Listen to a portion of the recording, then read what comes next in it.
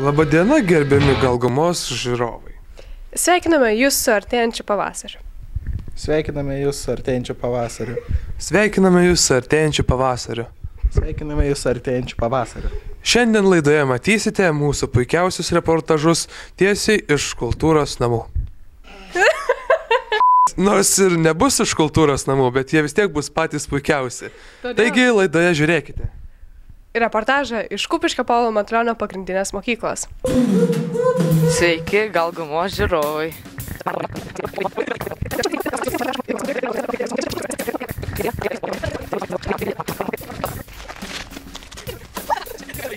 Labas žiūrovai, mes pristatome savo rubriką, kuri vadinasi Pavasario atspalviai. Šiandien mes kalbiname Kupiškio Paulo Matulionio pagrindinės mokyklos direktorių. Tik jums užduosime porą klausimų. Pirmasis klausimas. Kaip jūs vertinate pavasarį? A. Labai. B. Truputį. C. Nežinau. Labai. Ir Labai. ar jūs esate paruošę kažkokį specialų antipavasarinį planą moksleiviams, kai orai atšils ir moksleiviai nenori eiti į mokyklą? Į planą tokį, kad nenorėtų vaikai eiti į mokyklą, neturim tikrai. Šiaip tai mes žadam tokie pastatyti, kad dėl kitą savaitę sniego pilį skirtą kovo 11. Ir tai ta pilis tik tiek jums sušals į ledą ir ilgai stovės. Ar norėtumėte pakviesti kupiškėnus pasižiūrėti pilies? Būtinai prašome. Sveika, žmogau. Tu mokas šitoje mokykloje? Jo. Kelintoje klasėje? 8. Ką tu veiki per pavasarį? Žaidžiu futbolą. Kaip daro drambliukas? Dramblys? Nežinau. O kaip daro žmonės? Kalba. Ir vaikšto. Gal mokat kokį eilėštuką ar repą apie pavasarį? Gal kokį repą moku. Tai parepuo biškiuką, davai. Akinių stiklai. Pavasaris valdo. Kaip tu sekės pamokas? Normaliai. Nu gerai, nu. Jaunimo centro laida.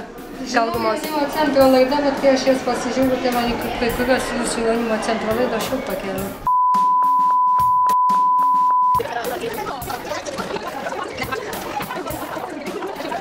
Nežinau, pavasaris kažkoks skraido ir tiek.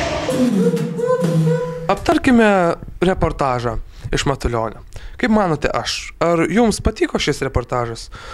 Aš manau, kad jis šiek tiek duslokas, tačiau yra vietos, kur tobulėti ir vidinė ramybė išlieka ta pati. Kaip manote jūs? Mane sudomino. Iš tikrųjų sudomino. O jūs kaip manote? Labai prastas. Aš manau, kad labai prastas reportažas. Iš tikrųjų tai tikrai prastas. Tikrai galima buvo, tikrai prastas. O jūs kaip manote?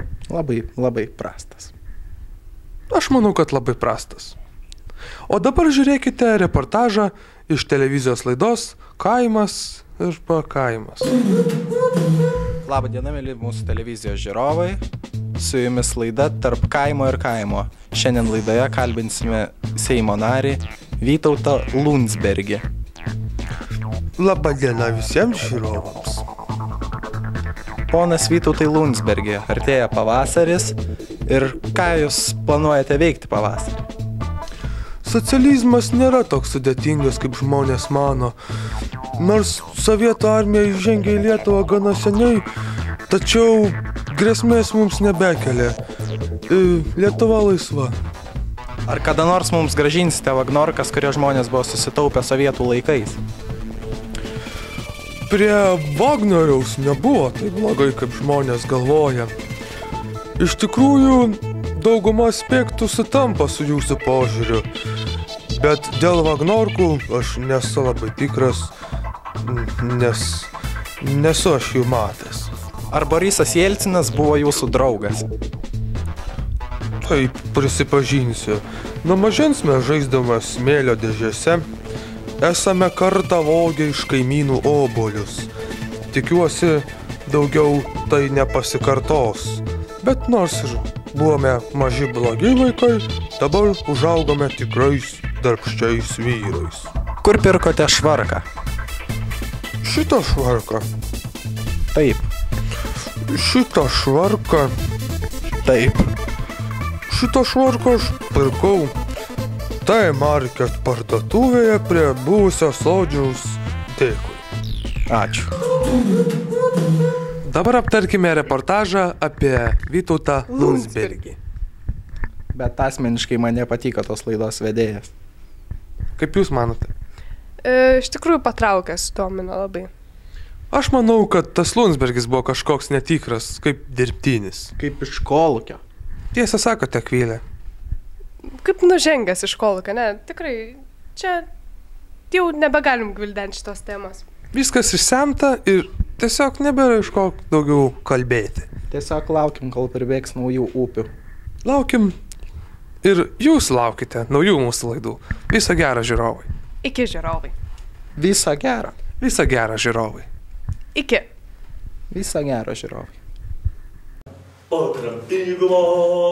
Pakramtyk mus ir pasakyk, koks tavo vardas, pasakyk, koks tavo vardas. Pakramtyk mus,